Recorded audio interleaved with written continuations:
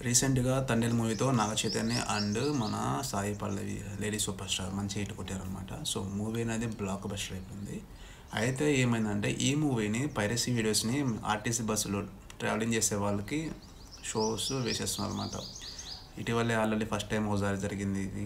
మళ్ళీ అలాగే 11th తారీఖున మన విశాఖపట్నం నుంచి శ్రీకాకుళం వెళ్ళే బస్సులో మళ్ళీ ప్లే చేశారనమాట. సో, ఆ బస్సులో ప్రయాణించినటువంటి ఒక వ్యక్తి ఏం చేశాడంటే ఆ ఫోటోని ఏమైతే ప్లే చేస్తున్నాడో ఆ ఫోటోని అతని టికెట్ని మన బన్నీవాసుకి షేర్ చేయడం జరిగిందనమాట. సో, చేసిన తర్వాత బన్నీవాసు వీళ్ళు బస్సు ఆర్టీసీ వాళ్ళని సంప్రదించారు. ఎందుకంటే దాని మీద ఎంతోమంది కష్టపడి పనిచేస్తున్నారు, వాళ్ళ శ్రమను దోచుకుంటున్నారు, ఇది కరెక్ట్ కాదని ఒక సర్క్యులర్ని పాస్ చేయమని చెప్పేసి ఆర్టీసీ బస్సు వాళ్ళకి ఒక కంప్లైంట్ నోటీస్ అనేది ఇచ్చారనమాట.